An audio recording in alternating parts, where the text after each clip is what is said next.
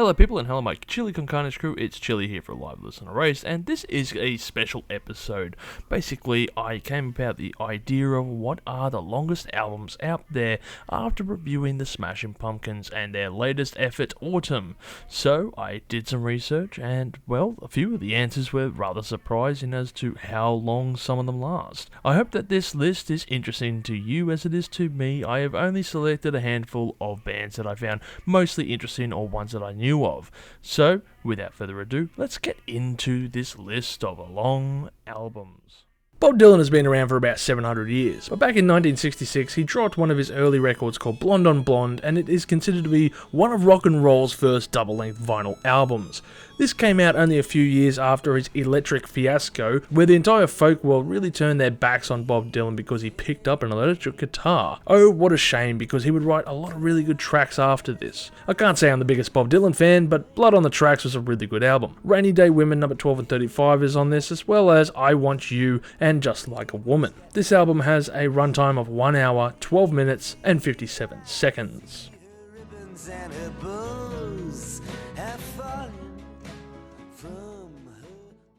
If we're going to talk about old records that went for a long time, then we can't go past Pink Floyd's The Wall. Released in late 1979, this is a concept album that really focuses on Roger Waters' story of spiraling into madness. An incident that saw Roger Waters get spat on in the face during a concert caused the entire writing of The Wall, which also involved a movie to follow this up. The entire tour actually cost the band money because of the elaborate setup, except for Richard Wright, who made money during this tour as he was hired as a guest musician during this time.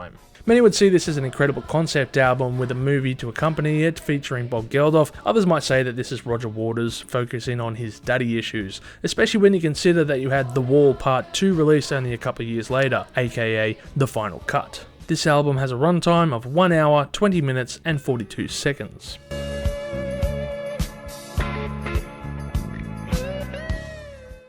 Yes are a band that are known to write really long songs, so with no surprise they make the list here with their 1973 record, Tales from Topographic Oceans. To perhaps no one's surprise, there is only 4 tracks on this record, and I think it really shows why the punk movement took off several years after this. Interestingly, this was recorded in the same studio next to Black Sabbath while they did Sabbath Bloody Sabbath. Could you imagine being in the same studio as Black Sabbath while you're writing a prog rock epic? This album has a runtime of 1 hour, 21 minutes and 14 seconds, but after including the bonus tracks, it ramps it up to 2 hours, 2 minutes and 6 seconds. However, we are not including them because they are just studio run-throughs of the previous songs on this album.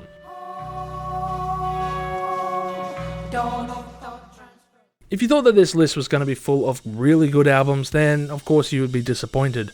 This next record, for example, saw Metallica team up with Lou Reed and do an avant-garde metal spoken word piece. Lulu is just a terrible album. I mean, look at this cover. It's horrendous. Hector covers this from the chill dude in the couch with his guests, the Green Man and JC Rocks, and I do recommend to check out his episode as they go in depth on it. Is there any redeeming songs from here? I don't think so, but all I know is I Am the Table. This would unfortunately be Lou Reed's last album, but considering the amount of stuff that he has put out, it's perhaps befitting to his title. This album has a runtime of 1 hour, 27 minutes and 5 seconds.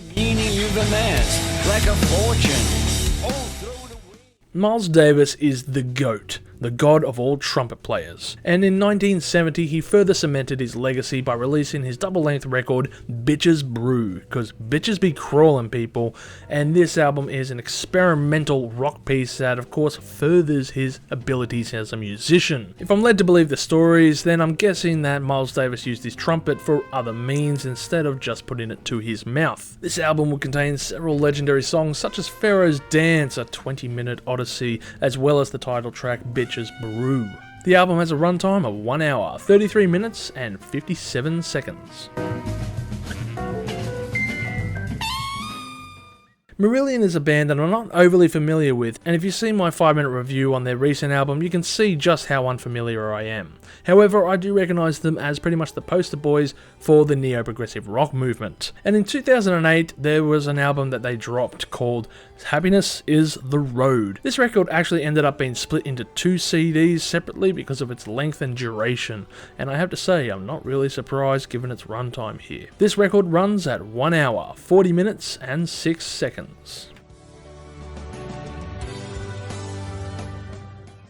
5 years after the groundbreaking release of Up the Downward Spiral, and 3 years before Johnny Cash would own that cover of Hurt, 9 Inch Nails would drop a double-length album called The Fragile. Trent Reznor wasn't quite clean yet, and The Fragile was really a reflection of chaos and sound that really mattered in the industrial metal section. When you look over this album, there are some incredible tracks, and of course you can't miss Starfuckers Inc. This coming from the guy who wrote the lyric Fist Fuck and won a Grammy for it. The album clocks in at 1 hour, 43 minutes and 39 seconds.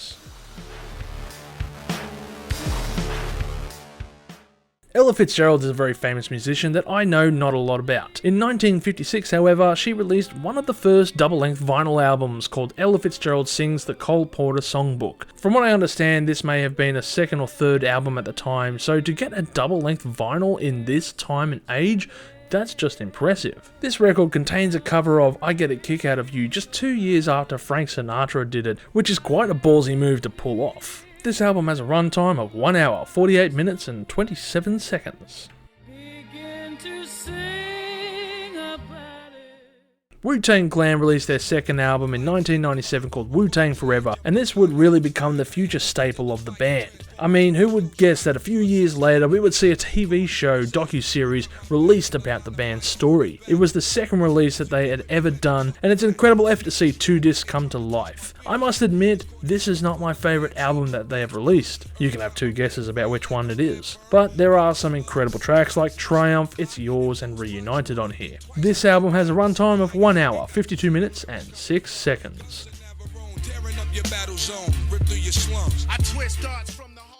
If the G-Funk era wasn't up to your speed, then maybe you're after something a little bit more sad. I introduce the Smashing Pumpkins' 1995 release, Melancholy and the Infinite Sadness. An album that connected with the youth that felt really disconnected at the time with the entire world, and of course would become future memes for younger people. Billy Corgan and co really delivered with anthemic tracks such as Bullet with Butterfly Wings, 1979, and Zero. And I really got to give a shout out to that intro piece. Damn, that is an epic intro.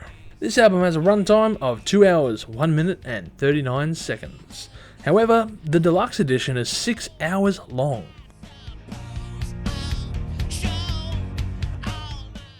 We're going to jump back to prog rock for a moment here with Dream Theater's 2016 release, The Astonishing.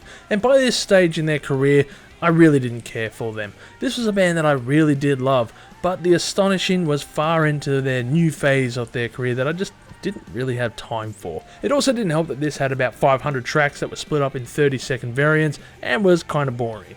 Will this album ever be really good? I don't care. But all I do know is that this album has a runtime of 2 hours, 10 minutes and 23 seconds. If I said East Coast versus West Coast, then Tupac should be one of the first people that spring to your mind.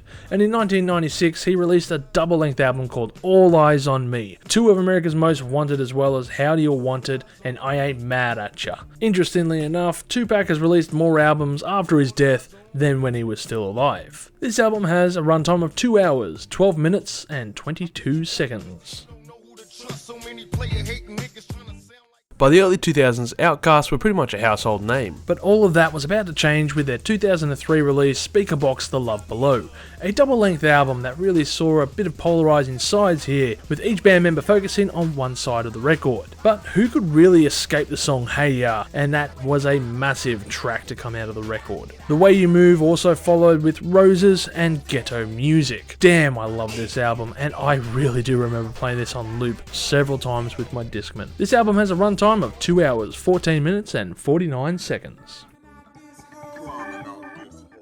We return back to the Smashing Pumpkins for their 2023 release Autumn, a rock opera in 3 parts. Now, I have covered this in depth on my channel, and I must say the 3 parts are really boring. I'm not going to cover this album again because I already did a 40-minute rant, and if I can remember, I'll put it in the comment section for you to watch if you're keen. This album has a runtime of 2 hours, 18 minutes and 9 seconds.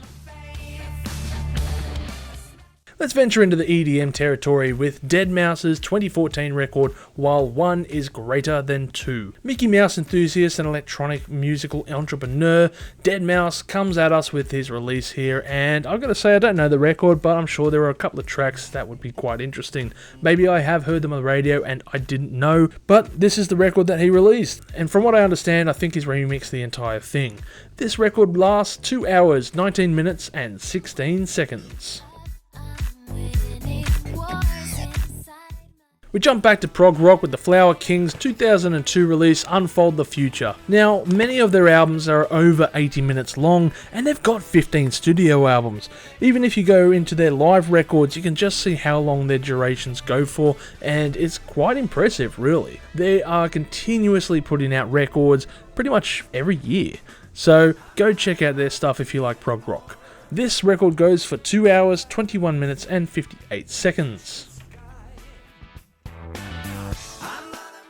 And now to flip it sideways with the Clash's 1980 release Sandinista, which has 36 tracks spread over 3 vinyls, which is quite impressive considering there's only about 4 good songs. Hey, come fight me. What is perhaps more perplexing is the fact that they just released London Calling the year before, which was a double vinyl album. I have yet to still hear this album in full. It's pretty interesting, I guess, but at the end of the day, it's such a long release for just a couple of songs in the payoff. This album lasts for 2 hours, 23 minutes and 59 seconds. Bringing it back to this century, we have Today Is the Day with their 2002 album Sadness Will Prevail. Now, I'm all for a little bit of sludge metal, I'm all for a little bit of mathcore, but when you get the two, mix them together and get avant-garde metal noise rock, this is where I kind of draw the line. I still found it an interesting album in parts, but at the end of the day, this is such a long, droning piece of noise. This album goes for 2 hours, 25 minutes and 6 seconds. In 1994, Henry Rollins released his spoken word album Get in the Van, and this one is just ridiculous. First of all, I've got to say I absolutely hate spoken word albums. You can attest to that in previous episodes where I talk about Jim Morrison. But in regards to this album, well, this is just taking the piss. As much as he is a punk legend, this is just beyond words, and I wish he would shorten it down to just a picture novel. Because I am going to judge this front cover, yes I am, and the police are here to round us up and escort us off the property. At 2 hours, 34 minutes and 19 seconds, this just proves why spoken word albums should never be released. Stepping into lo-fi realms here, we have Aphex Twin with their 1994 release, Selected Ambient Works Volume 2. What's perhaps most impressive is the fact that, well, this is his second album. What is more perplexing is the fact that none of these tracks are named, in fact they're just numbers. Ranging from number 1 through to number 24 for each one of the tracks, Aphex Twin is a very enigmatic individual. If you check up his works, you can see some interesting stuff, and many regard this as one of his best albums. It's not bad, it's very intriguing to say the least. Apparently number 3 is one of his favourite works. This album clocks in at a total of 2 hours, 36 minutes and 37 seconds. Staying in the same decade, we have Prince with his 1996 album Emancipation. Prince, or at the time known as Symbol, or Sex Symbol I think he was referred to, was releasing a 3-disc record here with a total of 39 tracks. And this is just incredible to look over. I don't know too many of these tracks. In fact, most of the works I only found out from Prince were after his death. I'm not a huge fan of his works. He certainly has some interesting stuff, but I stick mostly to the 80s. And this is perhaps a good reason why. Keep an eye out because this is not the last time Prince will make this list. This album goes for 2 hours, 59 minutes and 59 seconds. Ah shit, let's just round it up to 3 hours. In 1997, the Flaming Lips released an album called Zaireeka, and what is perhaps interesting enough is the fact that this won't be the last time the Flaming Lips appear on this list. You have been forewarned. While this is a lengthy record, it is actually meant to be played with all 4 discs at once, and thus it turns into a 45-minute record. This album clocks in at 3 hours, 1 minute and 44 seconds. I know I said I wouldn't include classical composers, however, this is not really too classical, it's more modern classical. Does that make it more classical? This 1994 release is the soundtrack for Final Fantasy VI, released by the person that you can see on screen now. I've never played Final Fantasy VI. I've heard it's a pretty good game, and it's a stark comparison to Final Fantasy VII. And of course this album is here just to serve as an example to the next one that'll come up later on in the list. This album goes for 3 hours, 7 minutes and 19 seconds. Tom Waits is also another artist that needs no introduction. He's been around since the 70s, breaking hearts, and is now old as farts. In this album, Orphans, Brawlers, Ballers, and Bastards released in 2006, which is an interesting mix because it's half compilation, half studio, at a total of 3 hours, 9 minutes, and 19 seconds. Prince makes another appearance on this list with his album Crystal Ball, released in 1998. This album contained 3 records originally, each with 10 tracks on them. And as a special edition, his 21st studio album The Truth was also bundled into this, making it 42 tracks in total. Later editions would also include the extra CD Kama Sutra, which was in fact an instrumental studio album of the NPG Orchestra. It's quite impressive considering that this is the second triple album that Prince released in just over a few years. It included tracks such as Dream Factory, Love Sign, Crucial, Strays of the World, and The Ride. With the 4 discs added up, it comes to a total runtime of 3 hours, 12 minutes, and 30 seconds. Once again, Ella Fitzgerald makes this list. With her 1959 album, Ella Fitzgerald sings the George and Ira Gershwin Songbook. That's right, Ella sings all of George and Ira Gershwin's music and puts it into one record. Or rather, it is split across 3 discs. Although in those days, I'm guessing it would have been about 6 records. This was regarded as a box set back in the day, but hey, who knows? Ira came out and stated that I never knew how good our songs were until I heard Ella Fitzgerald sing them. Also, it should be noted that the French painter Bernard Buffet created 5 paintings that were used as artworks for the 5 individual LPs that made the original release. This record was priced at $25 back in the day, or equivalent to $251 in 2022 times. The stereo version was priced at $30, which would be roughly $300 also in the same time, which is quite an expensive record all things considered. But just wait until you get to the deluxe edition, which is priced at $100, which included outtakes and alternative remixes. The total runtime of this album is 3 hours, 15 minutes, and 48 seconds. But with the expanded edition, that ramps it up to 4 hours and 15 minutes. The next album is regarded as the first hip-hop album to be 3 records long, and is no other than MF Grimm's album American Hunger. That's right, this is 3 CDs of music, 63 songs in total, and MF Grimm has quite the story on offer that I would recommend you should check out. That's right, this record is 3 CDs in length with 64 tracks on offer, and it has a multitude of songs. MF Grimm has stated that the album is not to be listened to in one sitting, but rather it's intended to be taken over the course of 3 separate listening sessions, reflecting the names of each disc as breakfast, lunch, and dinner. There were massive delays during the recording, which resulted in MF Doom samples having to be removed and even hard discs being lost of the record. This album includes tracks such as When Faith Is Lost, Wonderland, Code Noir, Revenge of the Masked Adventures, My Mentality, I Remember, Delilah, Teacher, American Hunger, The Last Supper, and Revolution. This album clocks in at 3 hours, 24 minutes, and 49 seconds.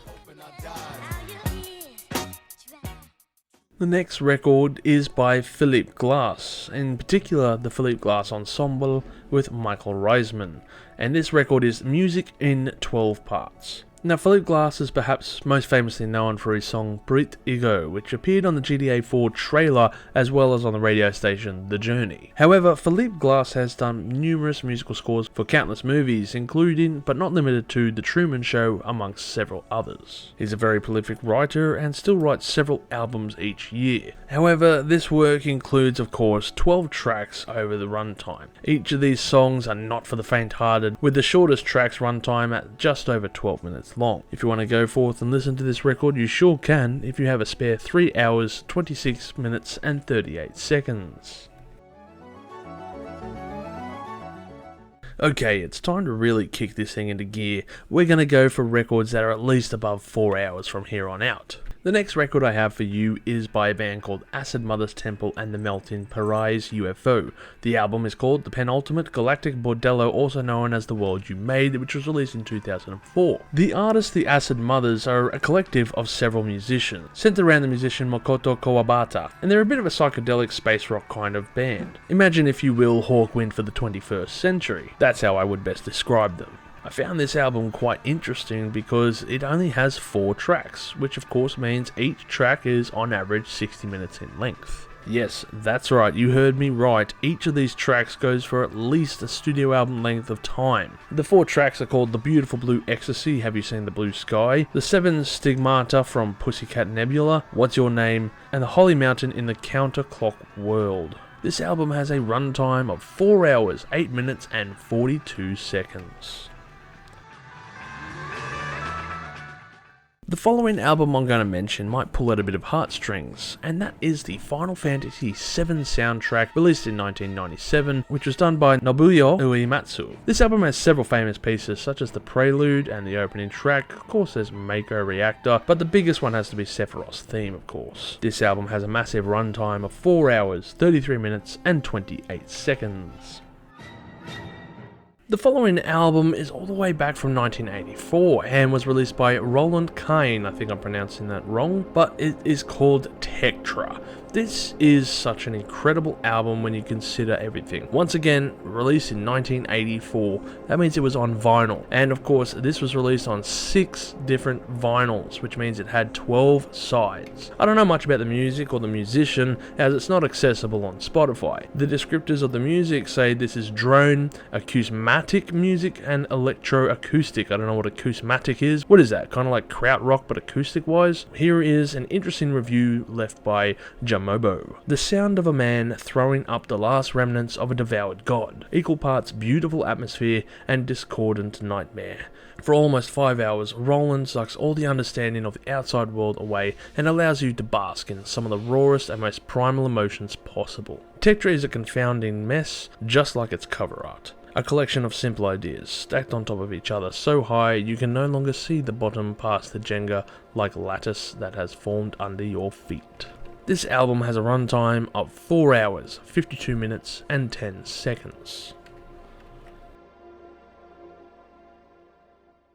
The following album is by Steve Roach and is called Mystic Chords and Sacred Spaces, released in 2003. It is regarded as space ambient, drone or dark ambient music. This is a 4-disc collection released by the artist, which has all kinds of music, and I gotta say, for something that I have listened to, it's not too bad. Fans of Tool may be interested to see the cover work that's on display, as it features the Fibonacci sequence done by nature. Each disc has all kinds of music at runtime, but the 4th disc contains one track called Piece of Infinity that goes for over an hour long. I've heard someone describe this music as a type of meditative synth soundscapery of what new age music aspired to be before it got taken over by scammers trying to sell you healing crystals. I'm not sure if that's a good way to describe this album, but it certainly is intriguing. The album has a runtime of 4 hours, 55 minutes and 15 seconds.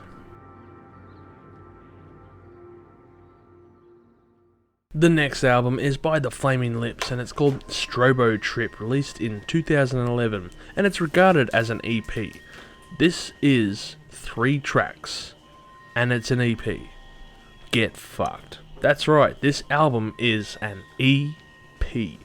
So the first and third tracks actually appear on other albums, but the middle track is called The 6 Hour Song, Found a Star on the Ground. And yes, it goes for 6 hours. This is a very odd album. Of course, it's a whole bunch of noise rock and experimental styles with very minimalistic and then harsh noise in certain parts. I think it was best summed up by someone who asked, I don't get why they don't play this live. The Strobo Trip has a length of 6 hours, 10 minutes and 37 seconds. The following album is by Robert Rich and is called Somnium, released in 2001. Robert Rich is a very prominent musician within the ambient field in regards to his ambient drone or nature type recordings, where he fuses both of these elements together. In regards to his past, he actually was very famous for doing all-night concerts where the audience would actually be encouraged to sleep during his performances. I'm guessing by this album's runtime, it's no different. What I found most interesting is that on the Rate Your Music website, this came in at number 33 for 2001, which is quite intriguing, especially in a year that Limp Bizkit released hot dog flavoured water. Maybe that had something to do with it. This album only has 3 tracks, so yes, that's right, each of these tracks nearly go for 2 hours apiece, and the album has a total runtime of 6 hours, 59 minutes and 25 seconds. But Robert Rich is not done yet. In fact, there was another album in 2014 called Perpetual, a Somnium Continuum. In a way, it's part 2 of what I just mentioned before, and again, it is another very long album. It continues along that kind of nature recordings of ambient and drone-infused music, except this time, each track is 80 minutes in length and there are 6 parts, bringing the total length of music to a grand total of 7 hours, 59 minutes and 30 seconds. If you combine these 2 efforts of work, you would get 15 hours of music. The next album I have for you is by Buckethead, and it's called In Search of Thee, released in 2007. It's pretty interesting when you look at Buckethead. He's one of the most prolific writers of this millennium, really. I mean, the guy continues to put out albums almost every week. It's quite intriguing. He's done something like 400 releases as of today's date. In this release, there are 13 records. That's right, 13 separate albums in 2007, each with untitled names. Instead, this is just a bunch of jam pieces done by Buckethead, and if you know Buckethead, you probably know what to expect. Honestly, I don't mind Buckethead, but really in small doses. I have a special collection list of his music, and I don't see any of these in it. There are some massive Buckethead fans who have broken down each song, labelled them, and described them in a one-sentence note, and it's pretty intriguing to read. They've also given them independent ratings, so that's also intriguing. They've also given each disc a separate rating, so I like the community effort by the Buckethead fans on offer. In total, this album has a runtime of 9 hours, 31 minutes and 50 seconds. The following album I have for you is by the artist Chris Rea, called Blue Guitars, and it's an interesting release because really it's a collection of songs done in all different kinds of styles. For example, one CDs might be just the beginnings, another one country blues, another one is Louisiana and New Orleans styles, another one electric Memphis blues, another one Texas blues, Chicago blues, blue ballads, gospel souls and blues, Celtic and Irish blues, hell, you're gonna get the idea by the end of this, Latin blues, 60s and 70s, and it also has a documentary to go with this. All things considered, you better be a massive fan of the blues music, otherwise you're going to be let down by this runtime, which is 10 hours, 19 minutes and 52 seconds. If you include the DVD in this, that brings it up to 11 hours, 34 minutes and 52 seconds. The following album I have for you is by an artist named Ergo Phizmiz, and undoubtedly I have stuffed the pronunciation of that name up. I am so sorry in advance. This is an experimental album with a sound collage and radio drama. It involves free improvisation, spoken word, blunderphonics, musique concert, field recordings, avant folk, birdsong, and electroacoustic. Each of the songs is regarded as a chunk, with 5 chunks in total. I'm guessing if you're a Minecraft fan, you might see a parallel. I don't have much to say about this album, I never listened to it. I just saw it as one of the longest records here on offer, and I am commenting on it. The album has a runtime of 14 hours, 10 minutes, and 22 seconds. Let's cap it off with the last of the musicians here before we go into the next territory. To follow it up, we have another Flaming Lips record that was released in 2011 called Seven Skies H3 24-Hour Song Skull. That is right. The Flaming Lips return with an experimental rock neo-psychedelica performance that lasts 24 hours. It's one track. That's right. It's one entire track. I have no idea how they managed to record this. Surely it would have been in sections, but it would have been interesting if they did it all in one take as well. There do seem to be some interlude pieces with ambience before drum freakouts and all the rest, but it's still one intriguing album to take up. If you are up for it, go and listen to The Flaming Lips for 24 hours. So all of these albums have really been child's play in comparison to the artworks I'm about to mention. That's right, there are still musical pieces that are longer than what I have discussed, but these ones go into all kinds of different realms. So I present to you the next section. The following is a musical piece, that's right, one track, called As Slow As Possible, and it is performed on some kind of organ. And it's a musical piece written by John Cage, not Johnny Cage. It is the subject of one of the longest lasting musical performances yet undertaken, considering that this was written in 1987 as an adaptation for his 1985 composition. A performance of the piano version usually lasts 20 to 70 minutes if it was done live. An organ was set up in St. Berchalde in 2001 and began the performance, and it is due to end in 2640. The next note will be played on the 5th of February 2024, so make sure to get your tickets and check out that performance. Once again, this piece goes for 639 years. Now, if you think that's long, then let's get serious here for a moment. I would like to introduce the following musicians: Bull of Heaven. These guys are an experimental musical duo with Neil Keener and Clayton Counts. Neil is the current bass player for The Planes Mistaken as Stars, and Clayton is a fucking legend. Clayton used to prank call Alex Jones back in the early 90s. Apparently it ended in Clayton assaulting Jones and claiming Jones used his FBI connections to claim that he was a terrorist and had CP on his computer. It's very weird, but if it involves Alex Jones in this way, that's a point for him in my books. Now, they have recorded way too many compositions at extremely long lengths. This is really anti-music at this point, so I'm only going to mention the real noteworthy ones. 286 is one of their longer pieces, and it has a runtime of 29 million hours, or roughly 3,310 years. That's right, one record, 3,000 years plus. A following noteworthy one I found was 287N, and this one lasted 87 trillion hours, or roughly 9,931,506,849 years. Another one to note is 302. It is part of space and time in its length and runtime. That's right, it is so long that it will outlast the universe at this stage. It has a runtime of 86 billion years. I'm going to let that one sink in for a moment. And that's not even their longest piece. May I present to you the following behemoth: 260 LCM. And this one has a runtime of over 8 septillion years.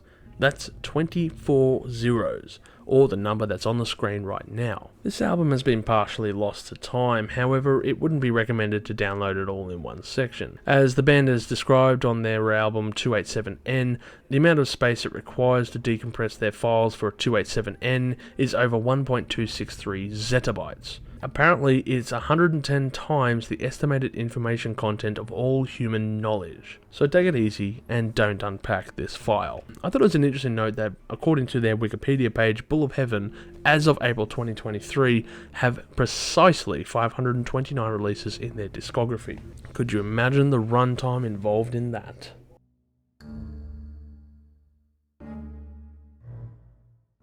Thank you for tuning in to this episode of Live Listen Erased. And if you have enjoyed this episode, make sure you share it with all your friends. Don't forget to subscribe to our Chili Con Carnage crew so you can get notified for all the future videos that we put out, as we put out videos every Friday. Also, we are on Discord, Facebook, Instagram, and Twitter over at Live Listen Erased, so make sure to tune in over there. And don't forget to like this video so that our manager can stay very happy.